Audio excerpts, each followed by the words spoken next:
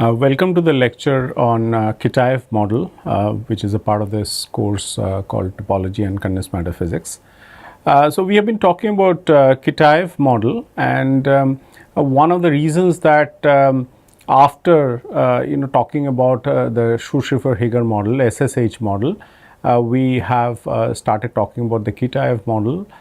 Is that the SSH model, the topological consideration is fragile. What I mean by that is that if one introduces a mass term or a term which goes in the diagonal elements, that is which makes dz equal to 0, then there will be no topological phase and it will be a band insulator or an ordinary insulator. The topology in SSH model crucially depends on the dz term to be 0, and because of which the chiral symmetry exists. By the way, this diagonal term in the Hamiltonian, the Dirac Hamiltonian, which is written in the form d dot sigma, can also come from a next nearest neighbor hopping. Okay, that would induce A to A hopping or a B to B hopping. In that case also the chiral symmetry would be gone, and it will be SSH model would boil down to a trivial insulator. Now this model, Kitaev model, which consists of spinless fermions and P wave superconductivity. Now you could ask this question, how are these fermions spinless? I mean, there could be spin polarized fermions having only one kind of spin, such that the spin degrees of freedom do not appear in the problem, which can be done by using a magnetic field. However, that would lead to further problems, and in fact that is discussed in the context of Kitaev model, in which one can actually talk about more familiar kind of pairing, which is S wave superconductivity, and in presence of a magnetic field and spin orbit coupling, etc., etc. Let us not go into that, and let us only talk about this P wave superconductor, which is shown as a green block that is there below, and then there is a wire, which is that the blue rod that you see, and these red ones, that spiky ones at the edges, are something that we are going to discuss, and it's called as a Majorana fermions. Okay. Now in this model, the topological phase is much more robust, and as long as we have this superconductivity or the superconducting pairing, the particle hole symmetry protects the topological phase, and it's not going to go away just the way we have done it for or have seen it for the SSH model. And that's the reason that we are doing a second tight binding model in order to talk about the topological phase. Okay, it's just a schematic diagram that you see here, and the superconductivity is induced in this blue rod or the Kitaev wire or the Kitaev chain by proximity effects. Okay, so because it's in the proximity of a superconductor, the semiconducting wire or the chain or the tight binding chain, that's how the superconductivity is induced in that. Okay, and as I said, the particle hole symmetry protects the topological characteristic. Okay, this we have done it in the last class. I still wanted to remind you of the notations that are used. We write down a two-site Kitaev Hamiltonian. This is site number 1. So this is the chemical potential of site number 1, chemical potential of site number 2. This is the kinetic energy of which is because of the electron hopping from site 1 to rather site 2 to site 1, and then the Hermitian conjugate takes care of the other way hopping, and both of them will have to have the same amplitude in order for the Hamiltonian to be Hermitian. And there is a superconducting pairing term. We have said this earlier, that the operator corresponding to the pairing is this C1 dagger, C2 dagger, plus a Hermitian conjugate, and the amplitude of pairing, the P wave pairing, is given by this delta. You see spin nowhere in the problem, and this is what we have said, that it's a spin polarized problem. And this is the model consisting of a chemical potential here,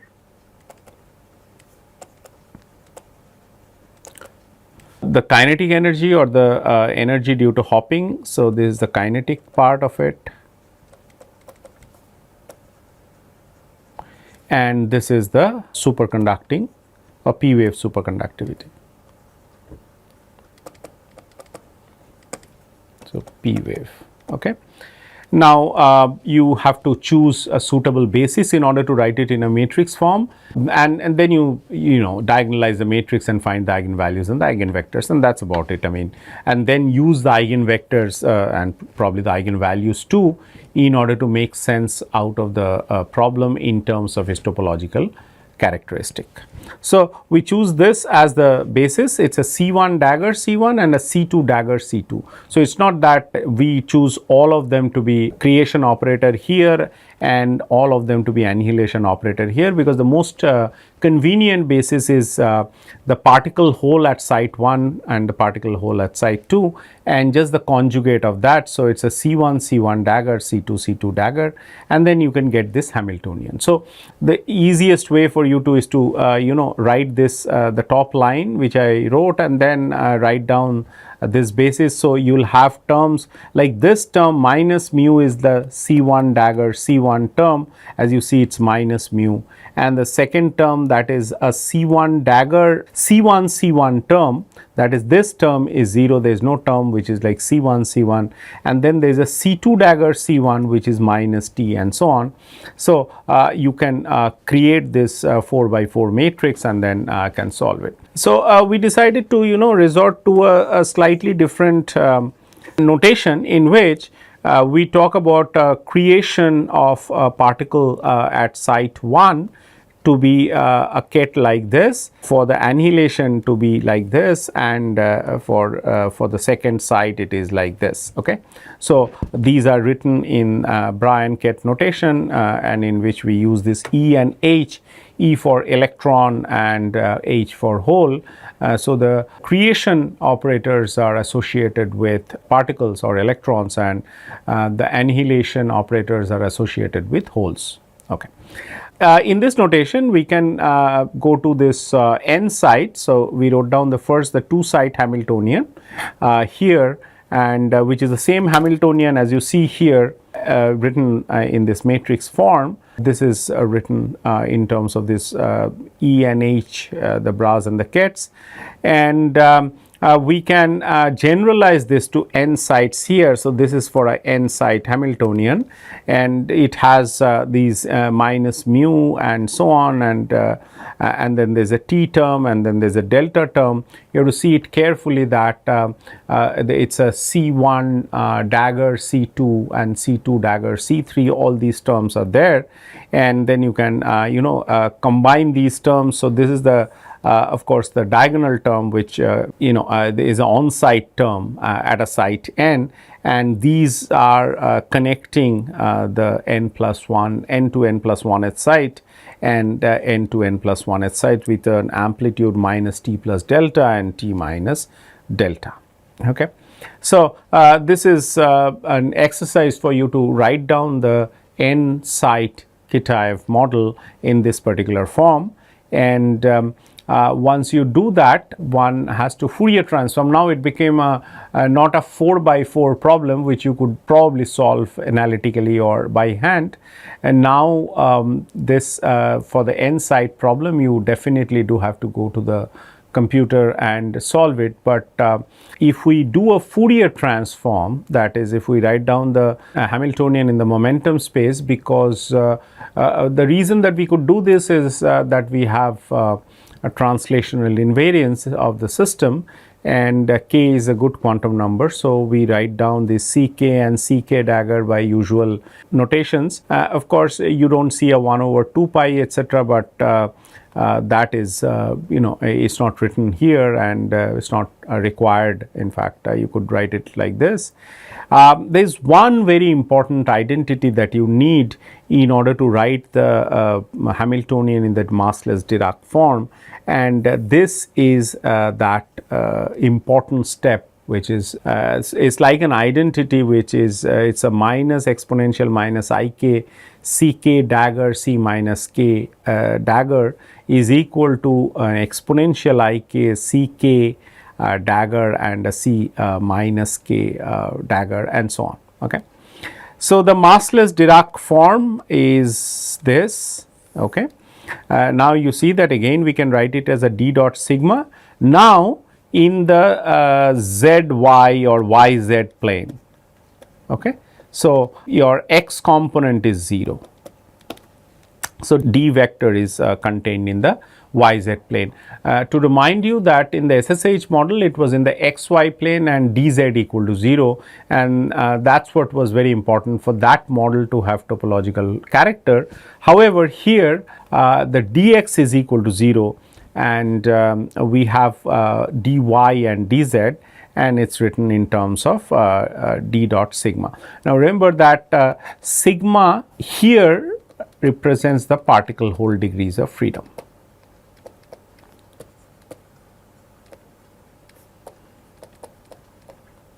And in the SSH model it was the sublattice degrees of freedom, that is whether we are talking about A sublattice or B sublattice. Here of course we are not talking about sublattices, but we are introducing the particle hole degrees of freedom. Okay. So, the d vector is of course given by this with a dy and dz here, this dy and dz, and one can actually solve this Hamiltonian easily and find its eigenvalues and eigenvectors, and the eigenvalues and the eigenvectors are plus and minus of this, where corresponding to the plus sign you have this eigenvector and corresponding to the minus sign. So, this plus sign and this correspond to the minus sign. Okay. So, these are the preliminaries of the Kitaev model and are in exact parallel with the ones that we have seen for the SSH model, excepting one very crucial point which I had indicated to you. You have to use an identity in order to get the Kitaev model in a closed form, that is right, in the form of d dot sigma, and that is what we have done. So, there is nothing new so far, excepting that the SSH model we had dz equal to 0, here we have dx equal to 0, and the wave vector or rather this dy and dz, which are both functions of k. So, we will vary k over the Brillouin zone and try to draw a curve, closed curve that winds the origin. If it does as a function of these changing of mu, t and delta, then we call it a topological phase, and if it does not, we will call it a trivial phase, just like what we have done. So, we know the definition of the winding number, and that is what has to be computed here. Now, you can see it here that the dz can be either greater than 0 or it could be smaller than 0. Depending on these conditions, that is whether mu is greater than minus 2t or mu is less than minus 2t. Okay. So, dz will be greater than 0 for mu greater than minus 2t, and dz will be equal to 0 for mu less than minus 2t. In fact, these are the parameters that distinguish between the topological phase and the trivial phase. So, let us explore the winding numbers in each of these cases and find out whether they do really distinguish between a normal insulator and a topological insulator. So, we have the same formula for the winding number, which we call it as nu here, 1 over 2 pi, and then there is a sum over the Brillouin zone. And what I mean by Brillouin zone is that it goes from k goes from minus pi to plus pi, and there is a mod of this ddk of hk, and the hk is given by this. So, it is the same, you could use the same expression that we have discussed in the context of SSH model. However, this one is also equivalent to that. So, h of k is equal to tan inverse of dz by dy, and which is equal to tan inverse of mu plus 2t cos k 2 delta sin k. We will tell you about this, this 2t cos k is nothing but the epsilon k, which is equal to a minus 2t cos k a. We have taken a equal to 1, so epsilon k is minus 2t cos k. That is the band energies, that is the tight binding energies of the wire. Mu is of course the chemical potential, and delta is the superconducting pairing amplitude. Superconducting pairing amplitude is usually, or rather the gap function is usually a complex number having a form delta equal to delta exponential I phi, where phi is the related to the phase of the wave function. That's the phase of the wave function. And however, here delta is just a real parameter which we have considered here. So, if you calculate this winding number by all these quantities that you have now and then integrate it over minus pi to plus pi, you get two different curves, one for mu greater than minus 2t, that is what exactly was said here, that mu greater than minus 2t, and the trivial phase is that there is no winding, it is just simply a line and not a closed curve in the dy dz plane. Okay. So, these plots are prepared for some specific values of mu t and delta. You see mu is equal to 0. So, here t equal to delta equal to 1 means that mu is greater than minus 2t, minus 2t is minus 2. So, 0 is greater than minus 2, which is correct. So, this is the topological phase, and the trivial phase which you see on the right is mu equal to 1, and we have put t equal to delta equal to 0. Of course, any other values or for these parameters are fine. I mean, in the sense that we do not have to stick to these values, but these values are such that they correspond to the topological phase where mu is greater than minus 2t, and for the other case mu is less than minus 2t. Okay. So, these are the topological and the trivial phases of the problem. All right. So, let us explore the parameter space a little bit and try to understand that what are these different parameter values and corresponding to that the band structures, etc. So, we have taken a number of them, I mean 1, 2, 3, 4, 5, 6, 7, 8, 8 of them where we have taken various values of mu, t and delta. So, this corresponds to of course the topological phase that is familiar to us. And this of course corresponds to the trivial phase that is again familiar to us, for which the windings are shown in the dy dz plane. These are some values in middle or in between them, and you will see that there are these gap closing transitions that are occurring, and let us call this as 1, case 1, and this as case 8, because there are 8 cases, and whenever this condition mu greater than minus 2t is satisfied, one has a topological phase, else we have a trivial phase. So, these are these 8 things that are 8 plots, band structure plots that are shown. So, this corresponds to 1 and this corresponds to 8, and all of them, this 2, 3, etc., they are all shown here. And you see that there are these gap closing points here, here, and so on.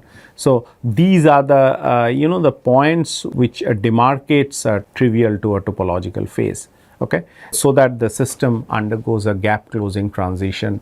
This gap closing transition has been told a number of times earlier. In fact, if a system is going from one topological phase to another topological phase, or a topological phase to a trivial phase, then it goes through a gap closing point, or it goes through a critical phase where the winding of the d vectors, it does not wind, but it just touches the exceptional point or the singularity point. Okay. So, these are band structure which you can easily calculate by varying k from minus pi to plus pi. So, that is a k, this is a k.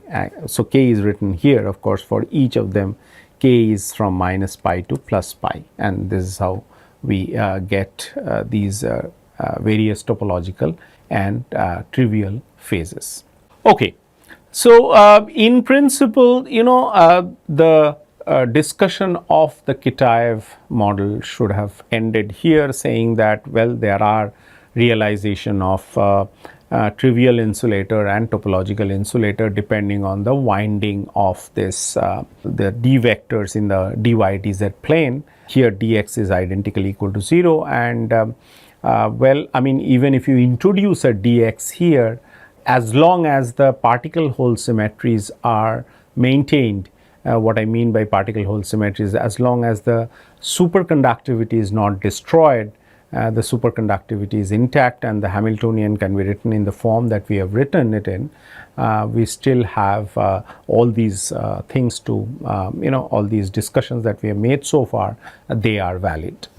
Now, additional interest was, put into this problem of these Kitaev wire or Kitaev chain with p wave superconducting correlations by due to, I wouldn't say by, because by is it's been introduced in this context later. 2012 we'll discuss some experiments on that by Ettore Majorana. This J is silent, and his name is Ettore Majorana, who discovered it in these Majorana fermions in the context of, and he said that they are relevant to neutrinos. This was done in 1938. So he was probably born in 1906, but no records are found after this proposal of this Majorana fermion. So we don't know much about him after that. So what it did was that under certain conditions he solved a Dirac equation, and he got real solutions for these Dirac equations. And these real solutions have very strange features. What I mean by very strange features is that they correspond to quasiparticles, which are, we call them as Majorana fermions because it is named after Majorana. So they have this property that they are same as that is their dagger or their complex conjugate. Okay, so it's like saying that the particles are same as their holes. So you want to create a particle or you want to create a hole, it really doesn't matter. I mean, they are the same thing. So we are just talking about two different Majorana fermions, and we'll come just in a while that why we are talking about two of them. So each one of them have property gamma 1 equal to gamma 1 dagger and gamma 2 equal to gamma 2 dagger. So these gamma 1s correspond to Majorana fermions, just like the C corresponds to usual fermions that you have used in order to write down these Hamiltonian. So here you see that here you have taken the C's to be fermionic operators, the electrons, and these are used in order to write down these the Hamiltonian.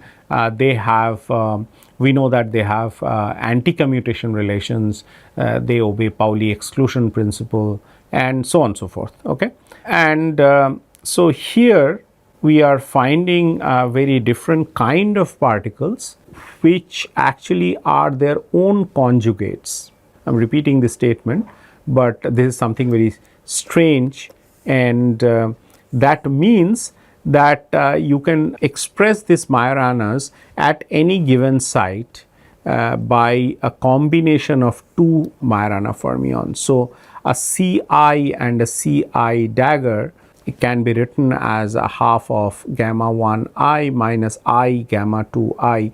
Now this I is equal to root over minus 1, and this I is the site index. So please make a distinction between the two. If you want, you can write it as Cj equal to half of gamma 1j minus I gamma 2j, and so on and so forth. Okay, and similarly the creation operator comes with a positive sign. Now that is like saying that each usual fermion operator is expressed in terms of two Majorana operators. Okay, and these two Majorana operators gamma 1 and gamma 2 actually denote one fermion. So these gamma 1 and gamma 2 are always together, they cannot be separated. You cannot separate a Majorana fermion this gamma 1 from gamma 2. Okay, so each fermion is composed of two Majoranas, And you can write down these anti-commutation relations, and where do they come from? You can use these relations such as Ci dagger, this is equal to 1, and Ci or Ci dagger I dagger comma, this is equal to 0. Okay. So, if you put all these gamma 1s etc. there, gamma 1 and gamma 2 there, and then you get a gamma 1 gamma 2 anti-commutation relation is equal to 0. Same with gamma 1 dagger gamma 2 dagger, just like here you have these Ci and Ci and Ci dagger and Ci dagger, both these anti-commutation give rise to 0. And on top of that, this gamma 1 square is equal to gamma 2 square is equal to 1. It's very strange that because a particle is its own conjugate, so instead of saying them they are filled or empty, that we use usually for usual fermion operators, that these we use as the a complete set of basis sets for usual fermions, that either it's occupied or it's not occupied. You can never make that comment for the Majorana fermion. So, it's never filled or never empty. Okay. So, they are really distinct from usual fermions. So, people wanted to see in condensed matter physics and that whether Majorana fermions exist. I just made a passing remark that these Majorana actually thought that this is relevant to neutrinos, and then it was never seen in the context of neutrinos. So, people have wanted to see whether in condensed matter systems it can be there, and it was in a Science article in 2012, April 2012. The cover was this, and then the front page had a saying that Majoranas arrive, and it says that when a negatively charged electron meets a positron, its positively charged antiparticle, they annihilate each other in a flash of gamma rays. A Majorana fermion, on the other hand, is a neutral particle which is its own antiparticle. This is what we have said. No sightings of Majorana have been reported in the elementary particle. This is what I just said, that in the elementary particle world there was no evidence of Majorana fermion being detected, but recently they have proposed to exist in solid state system and suggested to be of interest in quantum computing platform. I'll make a passing mention of how it is interesting to the quantum computing platform, which is the call of the hour now. A lot of effort has been put in quantum computation, quantum information, quantum technologies, quantum sensing, and various other things. Okay. So, it was by Maurik et al. In April 2012 edition of the Science article. They have said that they set up a semiconductor nanowire and they did a tunneling experiment. So, by putting a normal and a superconducting electrode, that revealed evidence of Majorana fermions, and this was the experimental setup. So, you see that there is a normal metal and then there is a superconductor that are there, and they are being the normal metal is put in a positive bias, and so this is really equivalent to like a schematic plot like this, where the electron comes from this side, and the green patch or the green sort of shaded region that you see is the barrier. Okay. And on the right you have a superconductor, just like a normal and a superconductor. We have a normal and a superconductor here, and the superconductor is because there is a 2 delta gap with respect to the Fermi level of the metal, and these two stars are basically the the Majoranas that are seen here. So, these are like stars here and so on. So, the experiment was simply to look at the differential conductance. What is differential conductance? That is dIdV. Okay. So, you see dIdV in unit of 2 e square by h, and what you see is that you see it at 0 magnetic field, and you see it at something like 490 millitesla magnetic field, and you see that the 0 bias peak remains where it is. Okay.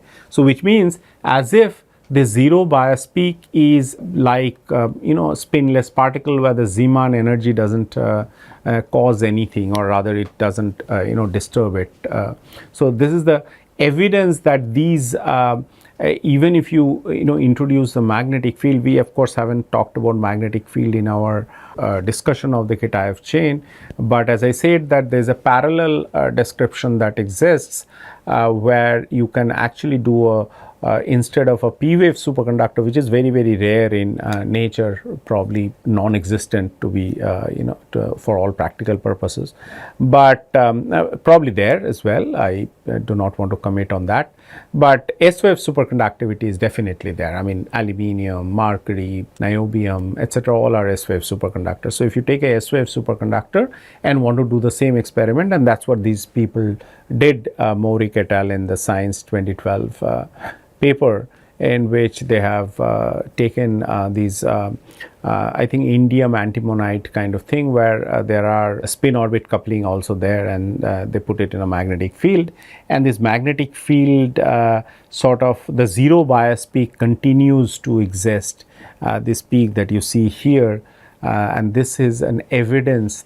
So the Majoranas are there at zero bias or zero energy, and these Majoranas do not go away. They are like spinless particles, and they are completely immune to the magnetic field. We'll tell you that why do we think that these are evidence of Majorana. That is because that they occur at zero energy. In fact, it is in the same spirit. If you remember the SSH chain that we have talked about, in the topological regime, we have two atoms at the end of the chain to be completely decoupled, which means that whether they are there or whether they are not there, it really doesn't make any difference to the energy of the system, which means they are at zero energy. If you introduce them, they are at zero energy. These Majoranas are at zero energy as well, and they are completely like a compound object, and you cannot separate the Majoranas. All right, so if you want to understand a little more about how the Majoranas play an important role in this Kitaev model, once again I just want to remind you that we could have wrapped up the discussion of Kitaev model by just saying that this is the topological phase, this is the trivial phase, and we are pretty happy with this Kitaev chain for the reason that as long as the superconductivity exists, the particle hole symmetry would make the topological state robust, and will also the system will definitely show a transition from a topological to the trivial if you somehow can tune the chemical potential from being greater than minus 2T to less than minus 2T. So there a transition will occur from topological to trivial and so on, but these additional discussion with respect to Majoranas are very important, as I said, from the perspective of quantum computation and using them as qubits because they are correlated over large distances. So I gave you the relationship between an electron and Majorana. So the Ci and Ci dagger are expressed in terms of the Majoranas, and one can write down the Majorana Hamiltonian, I mean basically the Kitaev Hamiltonian in terms of the Majoranas like this. Okay, you have to write down it in terms of C and C dagger, and then convert the C and C daggers to gamma 1 and gamma 2, and then write it here. I was more careful in writing in terms of J. So these J denotes the site indices, and mu is of course the chemical potential, delta is the superconducting pairing, and T is the real space hopping amplitude. Okay. Now this one would correspond to a topological phase, that is if mu is greater than minus 2T, you have a Hamiltonian which looks like that, and will the Hamiltonian for the trivial one which will look like this. Okay. So you have a gamma 2j and a gamma 1j plus 1, whereas a gamma 1j and a gamma 2j, and they come with different coefficients. So this is the Hamiltonian corresponding to the topological limit, and this is the Hamiltonian that corresponds to the trivial limit. All right. So, these are the Kitaev chain in terms of the Majorana.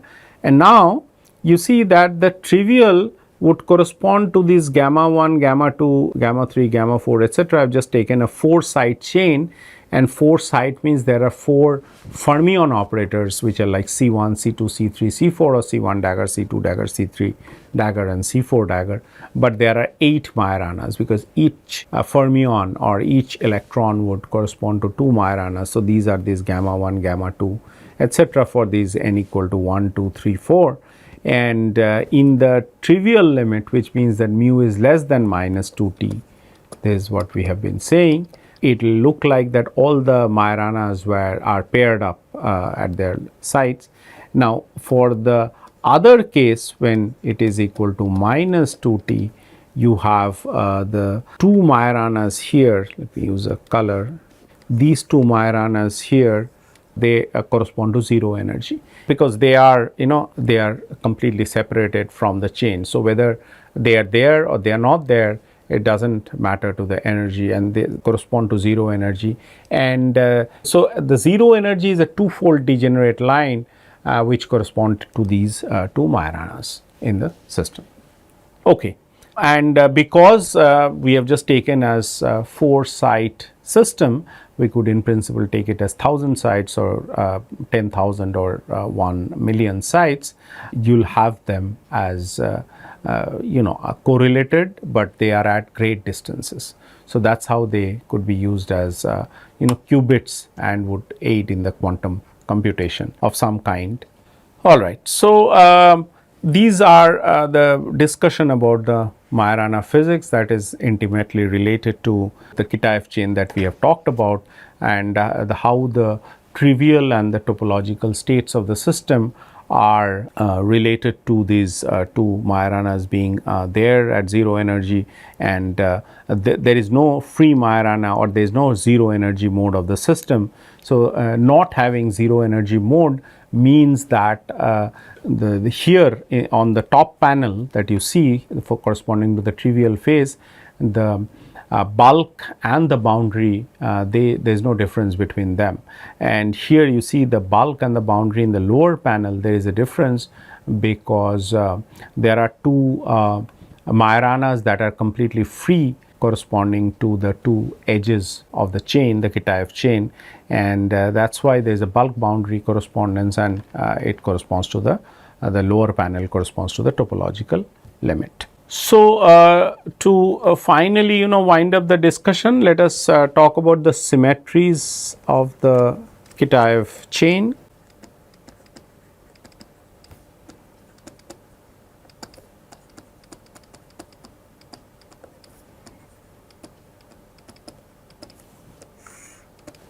Okay. So, I write down the Hamiltonian once again. So, this is minus mu, and then there is a Ni, I from 1 to L, and minus, well, I can write it as inside the bracket. So, this is I equal to again 1 to L, you write I or J, it does not matter. So, this is like Ci dagger Ci plus 1 plus delta Ci plus 1, or you can write it as dagger. This is what we have written earlier, and plus a Hermitian conjugate. Okay. So, that is your Hamiltonian for the n-side chain, and we have given a prescription of how to write it in the K space. So, if you write it in the K space, then it resembles a form which is H equal to K and a phi K dagger H of K, and we write this as a BDG because this is something that you will be seeing if you look at literature, and the BDG means Bogoliubov Dijen, which is written in the particle hole basis. So, Bogoliubov Dijen. So, this is called BDG. So, you write down this HK of BDG there, and then phi of K, where phi K is the basis, which denotes that it's the dagger of that is equal to CK dagger C of minus K. Okay. So, HK and then the BDG is basically the same Hamiltonian that we had written down earlier. Now, I am just writing it in terms of the basis. So, this is equal to epsilon k delta k star, and we write it with a notation and just explain the notation, and then delta k star, and there is a minus epsilon k. Okay. So, that is the Hamiltonian, and this Hamiltonian your epsilon k equal to minus 2t cosine k a, but you can write that put that a equal to 1. So, you have equal to minus 2t cosine k, and delta k tilde is equal to minus 2i delta sine k a, or which is nothing but minus 2i delta sine k. Okay. So, that is your delta k. This is often called as the p wave. Be careful, in there is a I here. Okay. Now, this is called as a p wave pairing amplitude.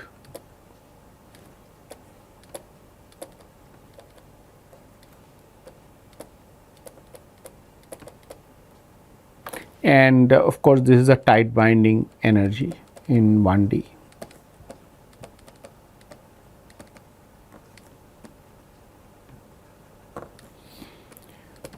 Of the chain, energy of the chain. Okay.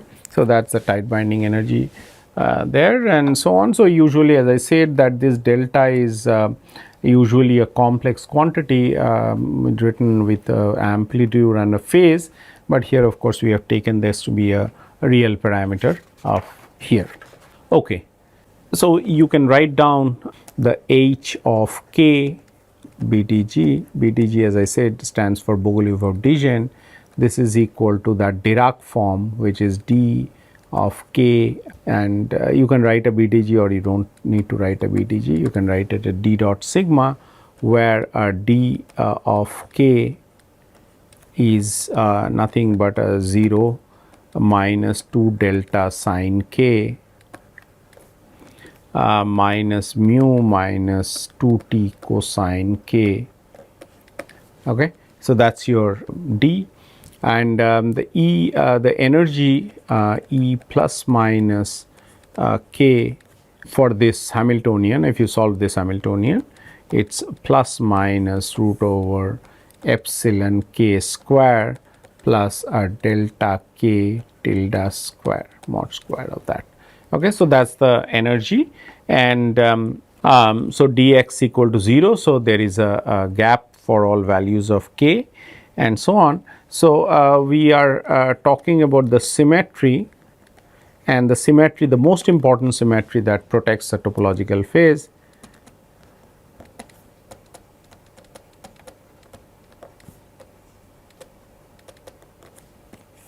And this symmetry, basically the parent symmetry is the particle hole symmetry.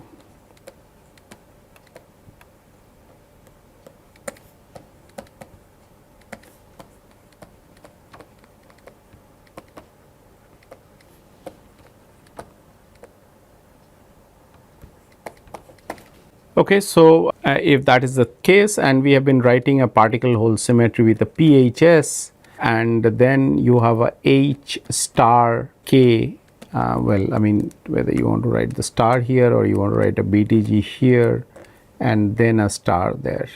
Okay. So, this is the thing, and then PHS dagger, this is equal to minus H minus k BTG. So, this is the invariance of the Hamiltonian. If the Hamiltonian obeys this relation, then of course, it is invariant. So, here this is the PHS is equal to sigma x, which is nothing but it is a 0 1 1 0. Now, each of these, do not think that it is just a 2 by 2 matrix. this is actually each of the element is an n by n block, and so sigma x, it has a form which is 0 1 1 0. So one can check that sigma x h of k bdg and star sigma x, because sigma x dagger is equal to sigma x, and this is equal to, it's minus h bdg bdg minus k. Okay, so this you have to check, and if you get this, then it's invariant, and you should get this, okay, because that's the parent symmetry of the Hamiltonian. Okay, and so if this is true, then you should also get a sigma x dx k, we write it here. So dx k sigma x is equal to minus dx minus k sigma y dy k sigma, not sigma y, sigma x. Sigma x is equal to minus dy of minus k, and sigma x dz of k, sigma x is equal to dz of minus k. Okay, so this is the symmetry properties. This denotes the symmetry properties of this Hamiltonian, of the Kitaev Hamiltonian. And as I said, because of this particle hole symmetry, even if you put an on-site term, on-site potential at each site, or if you introduce some other, even if you introduce a dx, it really doesn't matter. It will still have the topological phases and the trivial phases, etc., excepting the fact that visualization of the winding would be a problem if all dx, dy, dz exist, in which case also there are remedies that allow us to transform the Hamiltonian such that it loses one of the key x or y or z components, and then the visualization becomes simple. So to sum up things, Kitaev model with p-wave superconducting correlations is an important model, tight binding model, which shows topological behavior in certain region of the parameter space. It is just like our SSH model. However, the topology is much more robust here, and it is protected by the particle hole symmetry, which is inherent to this problem. Because of the superconducting correlations, the particle hole symmetry is intact, and we show the invariance of the Hamiltonian with particle hole symmetry via this sigma x operator, it being acting on this h of k bdg. It transforms according to this formula, and because of that, each of the dx, dy and dz would transform accordingly. Okay, so this is how we wrap up the discussion on 1D tight binding models, which are paradigmatic models for showing the topological considerations, and we'll now move on to something else which also has rather very close connections with topology. Okay. Thank you very much.